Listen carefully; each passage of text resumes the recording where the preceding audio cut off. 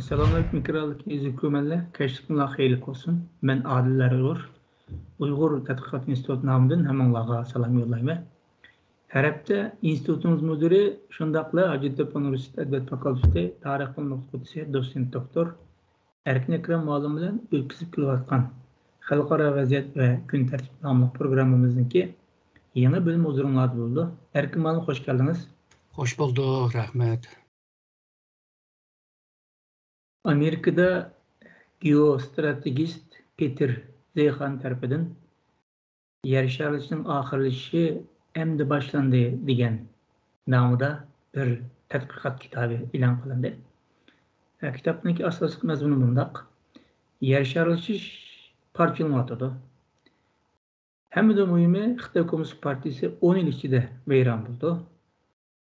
Kitap bundan başka aldı bilen yer şarjınınki acizlavatqanlığını, yer şarjınınki acizlaşın ifadelerini, onun keyinden bolsa yer şarjınınki acizliği sebeplerini, şundaqla yer şarjının acizlaşqandan qandaq aqıbatlar kelib chiqadiganligini, bunun qarta har qaysi davlatlarninki ahvolini qanday bo'lganligini analiz qilingan. Biz bugünkü programımızda Peter Zeihan tarafından yazılgan ve tədqiq qilingan bu temini analiz qilishtirishimiz. Bu temini analiz qilishdan burun oldi bilan ben yer şarjı degan uqum haqida qisqacha ma'lumot beray. Yer şarjı degan vaqtda bu ismidan chiqib turgandek bu dunyo ko'z qarashi, mahsulot, uqumlar, muzika, yemek-içmek adeti, kiyim-kechak adeti ve qatorliq madaniyat omillarininki o'zi turayotgan rayondan olib boshqa rayonlarga tarqalishi, umumlashi. Bundaq suhbatga vaqtida har qaysi millat ve davlatlarninki iqtisodiy, siyosiy, tijorat, madaniyat qatorliq jihatlardan bir-biriga yaqinlashishi ve bir bütünleşip ketishini ko'rsatadi. Bu yer şarjının iqtisodiy tarafi ve tijorat tarafi yakrak aldığın plan turdu. Mesela iqtisodiy degan vaqtida iste'mol ve ishlab chiqarishninki yer şarjdan bo'lishini ko'rsatadi. Bu jamiyat nuqtasidan bu yer şarj haqida umuman ikki xil ko'z qarash var. Yani yer şarj qachon o'tirib chiqqan vaqt degan vaqtida bu qadimgi Yunonda shahar davlat hisoblangan polis davlatlarininki mustamlik qilgan rayon bilan bo'lgan munosabati shundaqla bu kapitalizmning o'tirib chiqishi bilan sanoatlashish va zamonlashishninki neticesi de qaraydiganlar var. Yer şarjı haqida hozirgacha Giddeniz, Zemgon, Bauman'ga o'xshash jamiyatdan sanarg'on tadqiqot olib qolgan. Giddeniz deyimiz amaliyotda bu Tony Blair, Angliyaninki bosh vazir vaqtida bosh maslahatchi bo'lgan odam edi. O'sha yer şarjı, zamonlashish qatorliq o'sha temalar haqida nurg'un kitoblar var. Bu yer şarjınınki alaylığı vaqtida bu asosli bu davlatlarniki coğrafiydan halqaga şekil bir-biriga bağlanışı, onunki uçur ma'lumotlarniki tez suratda tarqalishi, zaman ve makam hukumununki tarif ketishi, shundaqla davlatlar, millat ve jamiyatlarniki bir-biriga iqtisodiy siyosatdan favqulodda darajada bağlanışıp ketishini ko'rsatadi. Albatta yer şarjınınki bu kamchilik ve ortiqchilik var. Bizim programning o'tirib belki deyishimiz mumkin. Aldın Erkin muallim bu kitapning bizni jalb qilgan tarafi bo'lma. Xitoy Komünist Partisi'ninki 10 içinde veyran buluşu. Bu kitap, bu kategori teminime muhakeme kılsınlar. Elbette muşu temin bulması gerek. Sizce bu kitapka siz qanday qaraysiz?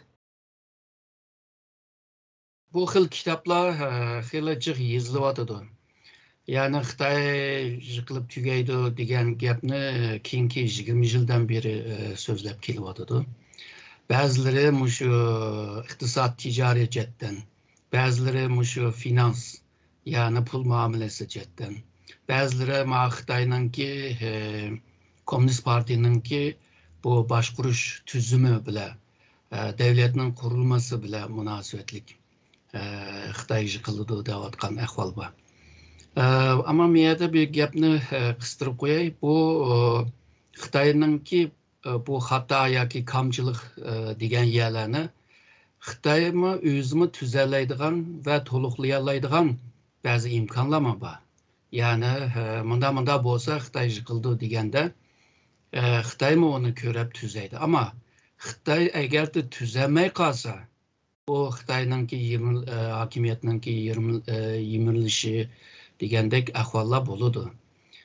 Bu yolg'izlar Xitoy emas, nurg'un davlatlarda bo'lib boqqan bir ahvol tarix bo'yicha. Shuningga bu budjetdan mushundaq ko'z qarashlar, ya'ni Xitoy yemiriladi degan ko'z qarashga Xitoy qanday qilyotidi deganga diqqat qilish lozim deb o'ylayman. Malum bu yer şarjındaki acilisi diye vaxtıda bunun sebeplerini de düşündürüp ötüdü. Mesela değil, dünyanı tutuvatkan ticaret sistemimiz var. Mesela bu ticaretindeki nayet revan buluş için umuşluk bir transport ihtiyacı var, halkara transportla.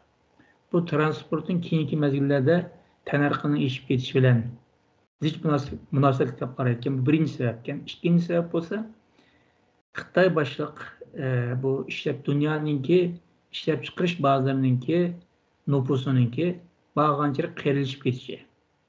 Emniyette Xitay nüfusunun 1990 başlayıp qerilişip başlayan dep qaralırken. Belki 10 yıl içinde belki Xitayda qeriliş nisbeti texmi köpeyip gidiyor degan ko'z qarash var kitapta. Eğer bir nüfus qerilişip ketip qalsa, bu işlep çıkırışdaki hareketlendiriş gücüge zor derece tesir kılganlığını ta'kidlaydi kitapta. Üçüncü sebep olsa bu teminleş zinciri var. Mesela işlep çıkargandan keyin malını bunu başka devletlerge yötkeş meselesi. Mesela bu Xitay'nınki Xitay virüs oturuşkandan keyin Xitay üzü vaksini işlep çıkarışta sel yetersiz qilib qoldi. Amerika'nın vaksinini yoki Avrupa'nın vaksinini işletishga unumadi. Xi Jinping'ninki bu nol siyaset Türk kişidimi Şanghay mesela bu 4-5 ayda qamılıp qaldı. Şanghay sanaatninki merkezi şundaqlar ticaret merkezi, pul muamele merkezi Xitayninki. Nurgun mallar çıqamay qilib qaldı. Dal şu jarayonda bazı devletlerninki iqtisodiy ticaret to'sal oluşturdu. Xitay nurgun ziyan tatdi deb bilimiz bununda. Bu üçüncü sebebi yani teminleş zincirininki acizlab ketişi. Dördüncü sebep olsa bu Rusya, Ukrayna uruş sebebinden Karadeniz tarafından çıkılan mallarınki mi to'sal oluşturuşu. Muşu töz sebep tüpeyilden yer şarjındaki tez surette acizlaydiganligini, bunundan hemminden bek nüfus köp bolan Xitayninki ta'sir uçuradiganligini alayda ta'kidlaydi. Muşu töz sebep siz qanday qaraysiz? Töz sebepler hemmisi muhim sebepler. Bo'libmi hozirgi Xitoyninki kuchlanishi bilan, ya'ni yukselişi bilan bu mevcut bo'lgan bo'libmi Amerika boshchiligida g'arbliklar bilan birlikda qurgan bir dunyoninki tuzumi bor. Ya'ni buningki sistemi bor. Bu sistem tuzumiga qarta xalqaro organlar bor. Birlashgan Davlatlar Tashkiloti, NATO, Dunyo bankasi, bu Asiya Taraqqiyot bankasi degandek. Ondan başka ticaret bilen münasebetlik bu Dünya Ticaret Teşkilatı yani WTO degan organlarga, tüzümlerge, sistemlerge Xitay meydan okuşga başladı. Bu xalqarani biraz ensirashga saldı. Çünkü bu G'arb dünyasında bo'libmi şu yeni liberalizm bilan birlikte yani erkin ticaret qilish, har qanday hakimiyet bu ticari ve iqtisodiy faaliyetlerge müdahale qilmaslik, teşvik qilish degan bisim bilan hamda xalqaro ba'zi organlarning kuchi bilan nurg'un davlatlarga bisim ishiltib, shu iqtisodiy taraqqiyotga xeli bir to'pisi bo'ldi.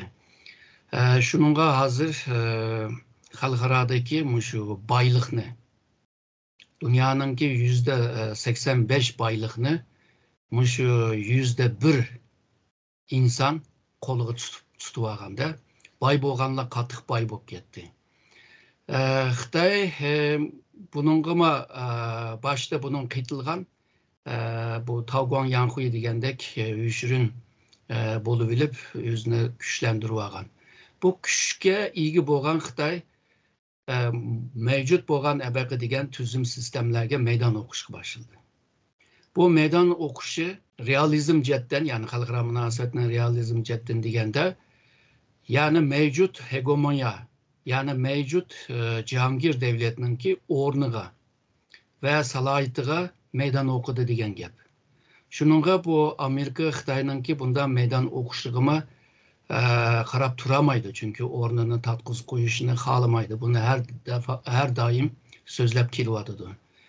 Yani əbəqi sebeplerden başka yana hazırkı men degan bu sebep var hamdi. Bunu eleki çostetis tuzak deydi buna.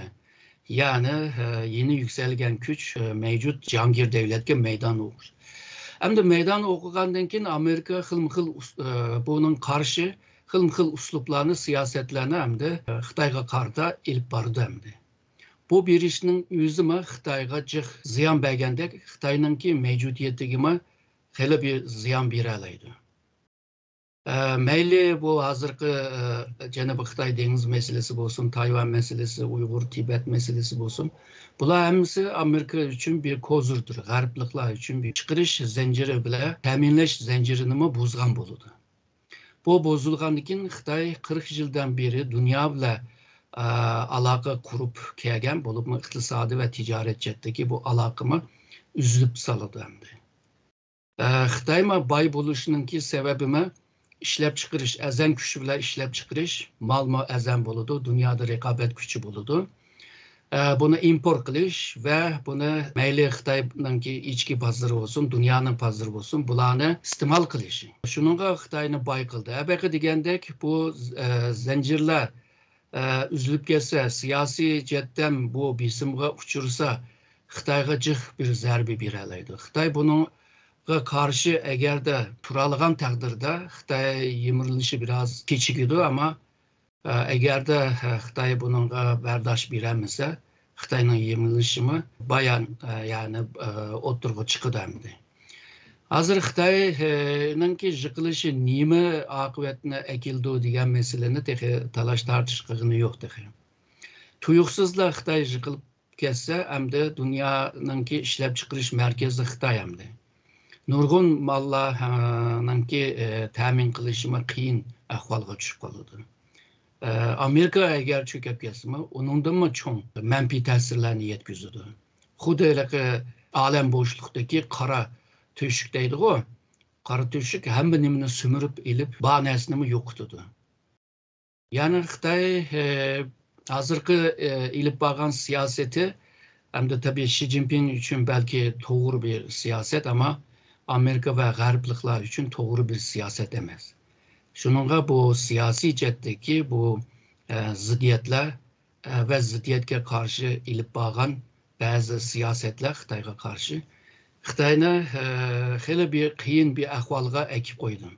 Şununla Xitay bunda turpemeydi hem de. Şunun Xitay özüne mi yakın devletleri bile bu ittifaktaş devletler bile birlikte karşı çıkışa tırışıdı hem de. Şununla dünya iki kutuplaşış veya ki 3 kutuplaşış degendek bir ahval mı yaratılıp gelişme mümkün hem de. Şununla bu hazırki cihanınki tüzümleri, sistemleri çuguluvatıdı.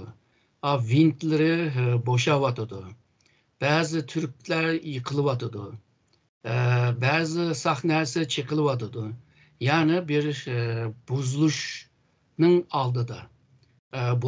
Bu bozuluşunki ceryanında nurgun devletler özünün menfaatini qoqdaş için xalqaradaki bu kanun tüzümlerge boysunmay özünün bilginliğini kılıdı hem de. Qılğan siri teximi çuguldu.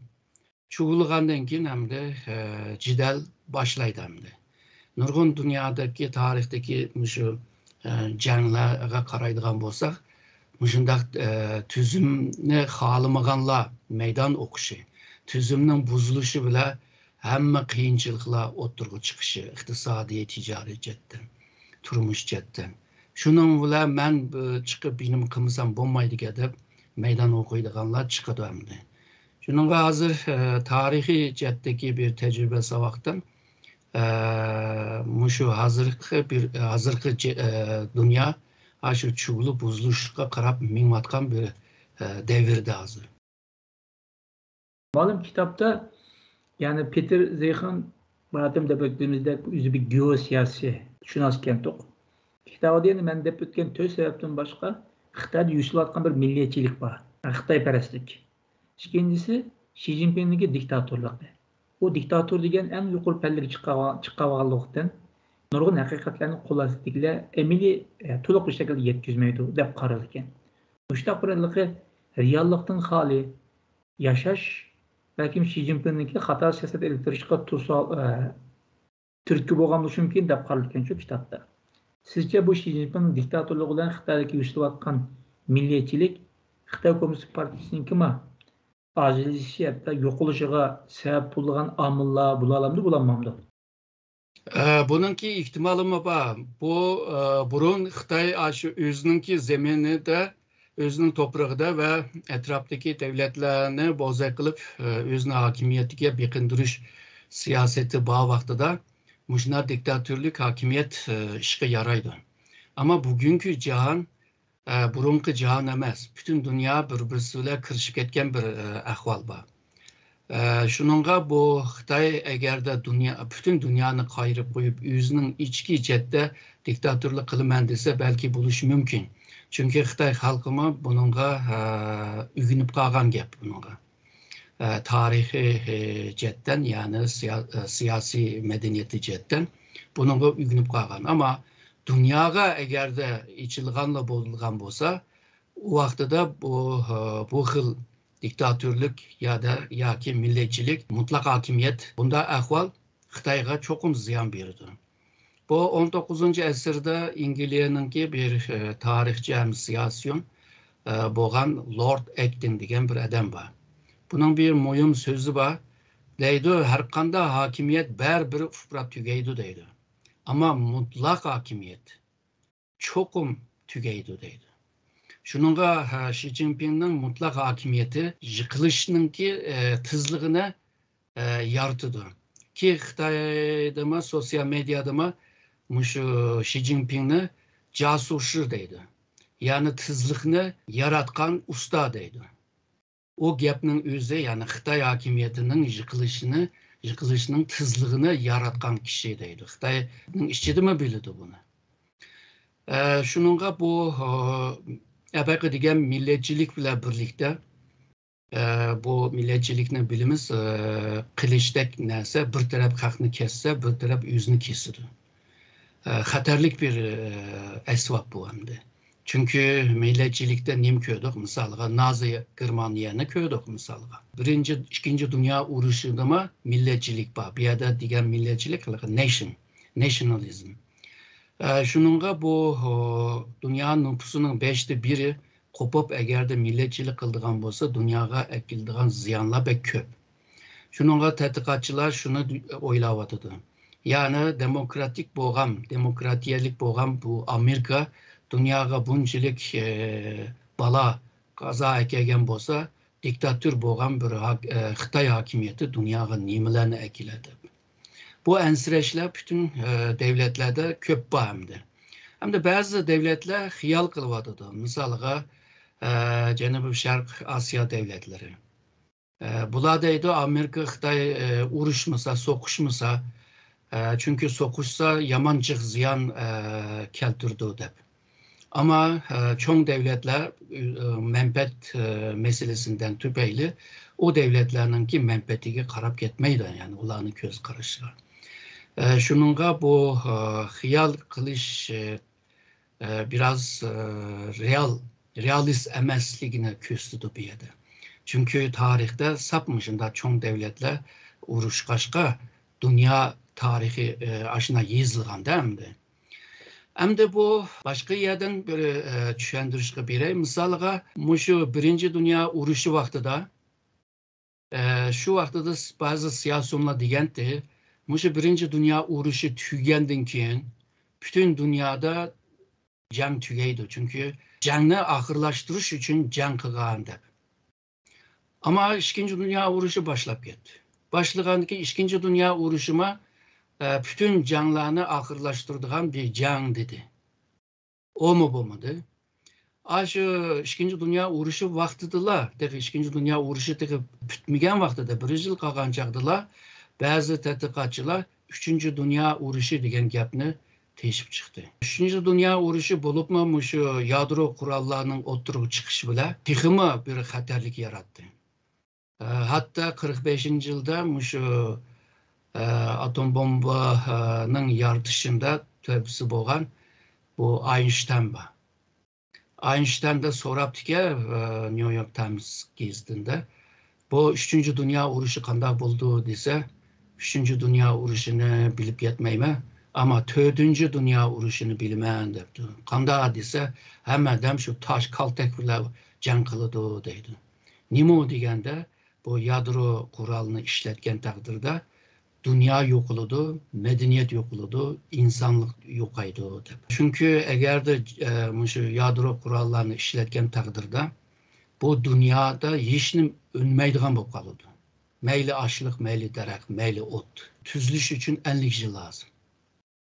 Şununla hazırdan başlap bazıları deydi, bu yerde can olup kalsa, hiç olmazsa Mars gezegenge bir eşyada biraz turup gelsek, 50 yıl ötkenden kim kaytıp gelsek, ayda kandak yaşayalayımız mı? Degende başka yerden yaşaşını izlevadıdı. Yani bu xatarlik tüyümegenligini gösteriyordu da. Ama 80'li yılları kelgen çağda aslında yadro kuralıga igi boğan devletler bir-birisiga bu yadro kuralını işletemeydi ki. Çünkü sen onu işlersen o mu işledi dikense onu yoqattım degende üzemi yoqap dikense. Şununla bu yadro kuralının ki tamponluğu şekillendi. Şununla soğuk jang boyunca bundaq bir çoğun bir jang bolmadı. Şununla soğuk uruş dep öttü. Sovyetler İttifakı yımırılgandan keyin Amerika'daki bu müteahhisinin biri Francis bu Fukuyama degan adam. Deydi hem de bu ideoloji uruşmu tügdü, milletçilik uruşmu tügdü. Hem uruşlar janglar bop baktı. Ahırda ideoloji uruşu tügdü. Dünya demokratikleşişe başlavatıdı. Diginema doğru tarafı var çünkü diktatörlük devletler %37 kaldı. Köpüncüsü demokratiye tüzümge öttü. Şununla can bolmaydı dedi. Bu 91'nin gibi. 93. yılı kelgen çağda Samuel Huntington degen bir adam medeniyetlerinin dokunuşu degen bir hukumunu oturup koydu. Yani bu senin diginin tinçilik boludu, bunun digin can bolmaydı deyse ama can manda boludu der. Hristiyan dünyası ve Müslüman dünyasının arasındaki cidden ve şundakla Müslümanlar Xitay merkezli, Hindistan merkezli güçlerge hemkarlık kılıp Muşunda Garp ve Şark'ın kiminde uç canlar boludu dep düşündügen. Hem bunun kimi bazı hata yerleri var. Ama bununla egeşken bir başka terakkiyat mı boldu. Bu degen bu liberalizmnin ki yaratkan bir netice var. Yani bağan sırı pulla bir merkezge yığılgan. Baylıkla bir merkezge yığılgan. Az sandaki adamlarga ödevatkan. Bolupma sarxıl degen yani elit degen gruplarga yığılgan. Misalga Amerika'da burun 1980'lergacha şu fabrikası boğan, zavutu boğan, işlep çıkaran malını setip bay boğan adamlar baydı. Ula Amerika'nınki orta sınıfını yaratkan. Ama hazırki yeni liberalizmninki ekimi bile birlikte puldan pul tapıdığan bir kaydını tep aldı. Puldan pulunda tapıdığanlarının ağa maaşı avu fabrikası boğan adamdan nece hez maaş alırdı. Şununla Amerika'nınki orta sınıf irip tüge batıdı. Neçe yıl evvel hemimiz bilimiz şu Amerika'daki bazı halk nimege karşı şu hazırkı men degen ahvalga karşı Wall Street degen koçuda namaş kıldı. Yani Wall Street'ni işgal kılımız dep. Nimiş için degende Wall Street Amerika'nınki puldan pul tapıdığan yer. Aşı pulunki merkezleşedi. Bununla egişip bir nime peyda oldu. Bu popülizm siyaset peyda oldu. Yani halk kemberleşip git bardı, orta sınıf yok avadıdı. Muşundak yine liberalizmge karşı çıkış lazım de. Burun misalga demokrasiye yaxşı minvatattı ama bu popülizm oturup çıkandan kinla bu ahval yani demokrasi ahvalıma acizlavadıdı, çuğulavadıdı. Misalga deyli, burun demokratiye saylan bile en yaxşı adamni, en kabiliyetlik adamni, işini kılalaydigan adamni sayladı. Hazır kim en halkınınki yürügideki gibini yoki ko'ngliga yoqadigan gapni deydigan, varang cho'rong qilalaydigan bunday odamni saylaydigan bo'lib qoldi. Shuningga demokratiyami o'zimi hozir yara oldida. Undan keyin Xitoydagi davlatninki taraqqiyoti bu g'arbninki taraqqiyotining modeligimi ta'tir bir misol bo'ldi. Ya'ni cho'qim kapitalizmlashish, demokratiylashish ve yeni liberalizm uslubunu qabul qilish, iqimni qabul qilish degan gaplarninki yag'an bo'lganligini Xitoy isbot qilib berdi. Undaq bo'lmasimi mana iqtisod jihatdan kuchlangan bo'ldi ekan deganni isbot qilib berdi. Bu aslında medeniyetning o'xshmasligininki sebebi. Yani Xitoyninki uslubu boshqachamdi. O keyin burun ancha muncha degan keyin yana deyishamiz. Bu populizmning chiqishi Xitoyninki millatchilikni nima yaratadi? Chunki populizm millatchilikni nima yaratadi? Shuningga bu Xitoyninki bu abaqaman degan iqim bilan birlikda Xitoynimi populizm kuchlik. Ve onunla paralel bulup bu milletçilikmi kuchlik. Güçleniyordu. Misalga Xitoylar Japoniyaga, Amerikaga qarshi bir milletçilik qilgan bo'lsa, Uyg'urlarga, Tibetlarga qarshi, hatto Tayvanliklarga qarshi ichki bir xil milletçilikni ilib beriyotdi. Yani ya Xitoylashsa, ya yo'q bo'lsa deb. Xuddi en yaxshi Uyg'ur kim o desa, o'lgan Uyg'ur degandek. Shuningga bu Xitoy uchun xatarlik bir ahvalma şu milletçilik ama Xi Jinping bunu yaxshi ko'rgandek turdi. Buni ishiltishga devam qilayotgandek turdi. Bunun aqibati abaqa degan bu murakkab bir xalqaro muhitlar bilan birlikda Xitoyga qarshi bo'lgan davlatlar va yaqin yoki Xitoyni yoqlaydigan ba'zi davlatlar shunday guruhlashib, qutublashib ondan keyin dunyoninki vaziyati texmi xatarlik ve murakkab bo'lishig'a sebep bo'lyapti hozir. Oğlum siz bu programın başında Xitoyninki bu yer şartı acizliğe yoki o'zininki veren buluşuqa çoxum bir tedbirlarni ilish mumkin dediniz ki tabiiy bir ahval. Sizce konkretlik qilgan vaqtida qandaqroq bir tedbirni ilish mumkin? Mesela değil bir misal desek, Xitoy hozir Rossiya bilan olgan savdoda Xitoy pulini ishlatadi hozir. Amerika dollarini emas. Mening bilishimcha. Balki atrofdagi qo'shni davlatlar bilan olgan munosabatda, tijoriy munosabatda o'zim pulni ishlatishi mumkin. Ondan keyin texnologiya jihatdan Baidu deymiz. Ondan keyin o'ziniki Weixin deymiz. Bu narsalarni o'zi ishlatyotdi. Amaliyotda bu texnikani milliylashtirish bir ifodasi deb qarayman. Bundan başka bir konkret sebepler var mı yok mu yani tedbirleri? Xitoy şu keyingi 40 yılda mevcut xalqaro tüzüm ve sistemden en çok payda alan bir devlet. Çünkü o vaqtida ihtiyaç vardı. Xuddi bu 2014'te Prezident Obama'nınki New York Times'ga bergan bir intervyuda Xitoy 30 necha yildan beri pul to'lamay mashina chiqib olgan odamlar deb degandek. Hamda Xitoy yuksalgandan keyin deydi ki, hamda bu tuzumni men qurman deydi. Keyingi 500 yilda nurg'un davlatlar yuksaldi va cho'kdi.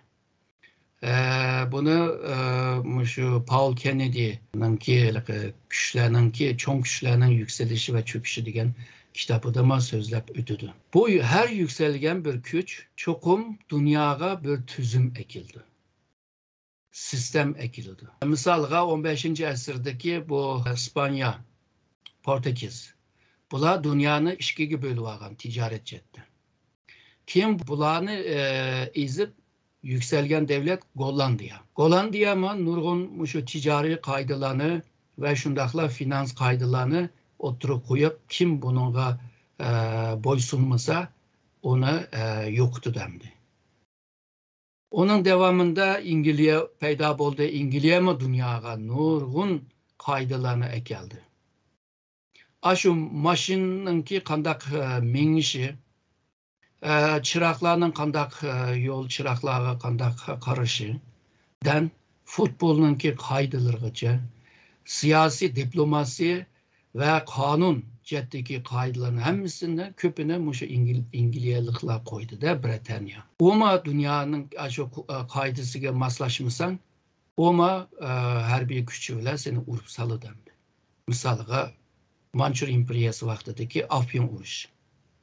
Bir qitim yetmedi, ikki qitim Afyon urushi bo'ldi. Keyin Amerika bo'ldi. Amerika ma nurg'un qoidalarni o'tirib qo'ydi. Bu qoidalarga mos kelmagan taqdirda oma jazosini berib kelyotdi hozir. Hamda Xitoy deydi, G'arb cho'kdi, Sharq yukselyotdi. Hamda xalqarodagi qoida tuzum sistemni Xitoy qo'yish lozim. Şununla habersiz bergen misal ile birlikte misalga bu dünyanınki en ilgar akıl ambiri, dünyanın en ilgar üniversitesi, dünyanınki en ilgar harbi, dünyanınki en ilgar teknoloji ilgi buluş degandek nurgun şu planlarını oturup koygan. Ve 1980'lerin oturlardan itibaren halkara münasebetler nezriyesi. Misalga bugünkü xalqaro munosabat Amerika merkezlik ve g'arbliklarninki yaratgan ve qo'g'dab kelgan bir xil tuzum, bir xil ilim, bir xil hukm. Xitoy deydi, g'arbliklarninki o xalqaro munosabatlar nazariyasi ninki xato yerleri, chala yerleri shunda ko'p.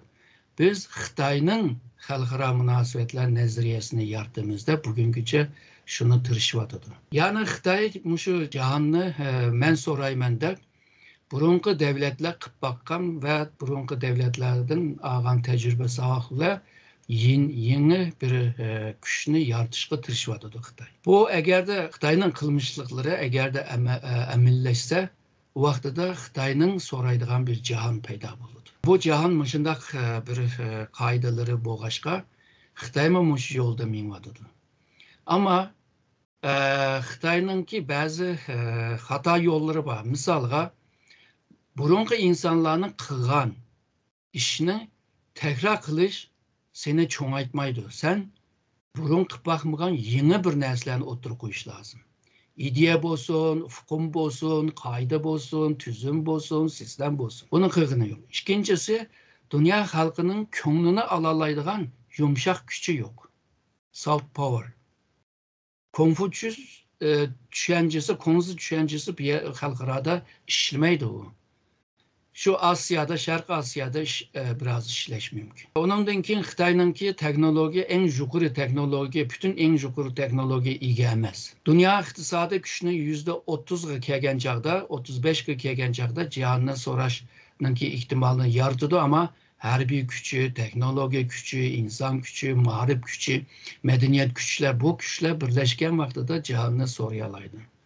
Ama Xitoyninki hazırki düşüncesinde dünya halkıga karşı emas, özünün halkıga karşı bir xil tüzüm sistem, hukm yaratışga tirişiyotidi.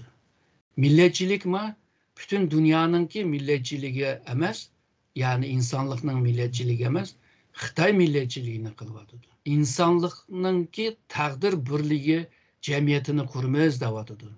Bununla hamda qanday ishongil bo'ladi hamda. Sen o'zingninki bir alaytligi bo'lgan bir tushunchani dunyoga akilishga tirishyapsan. Dunyo agarda buni qabul qila olgan taqdirda seni voy deydi, seni to'niydi, senga biqinadi. Ama dünya xalqininki ko'pchiligining qabulini alamagan taqdirda sen bu dünyada cahangir devlet mi kuramaysan? Shuningga Xitoyninki nurg'un shundaq meseleler var. Bu meselelerge qarab nurg'un mutaxassislar o'zininki chiqish nuqtasiga qarab, nuqta nazariga qarab Xitoy andaq bo'ladi, mandaq bo'ladi deyotidi. Aslida Xitoyga bir xil nima deymiz, yordamchi bo'lyotidi. Çünkü Xitay özününki hata çala qalğan yerlerini bilib bilishqa faydası buluvadıdı. Ama her çala qalğan, her hata nəsini tüzeymen deydiğen irade, güç, kabiliyet var mı yok mu? Eğer de bulmasa şu Xitay hakimiyeti yemirildi hemdi. Hazırgacha teği Xitay hakimiyeti yemirilse kandak kılımız deydiğen tədqiqatlar teği çıkamaz. Bununki ihtimalına qarab bir tədqiqatlanma ilip bir iş lazım. Harplıqlar Xitayını, Rusya devletini yaxşı kömügeçke bazen özününki ayrım bir nokta nezerden yolga çıkıp bu Xitay çuguludu deydim. Gordon Zhang degen bir Xitay atçı. 20 yıldan beri Xitay muşu iktisat cetten, finans cetten, pul muamelesi cetten muşunda kaylamkancılık, buzukluk ve kamçılık, çalılıklardan tüpeyli yıkılıdı dep keldi 20 yıldan beri. Xitay her zaman deydi o değerli verdi, işinin bulmadı o. Bazıları mı deydi o gepler yağan geldi. Aslında onun davatkan aşı bozukluklar emdi Xitayda peyda buluvadıdı. Emdi buluvadıdı. Xitay bunun kançılık tüzderleydi meselesi var. Yani kabiliyeti bulmagan, tecrübe savak bulmagan ve ayrıca alayda bir talantılık siyasi cetten. Bunda bir liderler bulmasa, bunda bir çoğun Xitay ve dünyadaki düşmanı, yani rakibi güçlengen bir peyde bunu hal kılış biraz kıyım oldu. Şununla 20. kurultay, parti kurultayının sayılımından keyin yani iniqraq bir mülahaza qılıb oldu. Biz bugünkü programımızda Amerikalı coğrafi ve siyaset mütehassisi Peter Zeihan tarafından yazılgan Yer şarısının ahırlışı emdi başlandı degan kitabidagi Xitoy Kommunist Partisi 10 yil ichida vayron bo'ldi degan masalani temirib turib analiz o'tkazdik. Erkin ko'p rahmat. Men rahmat aytaman.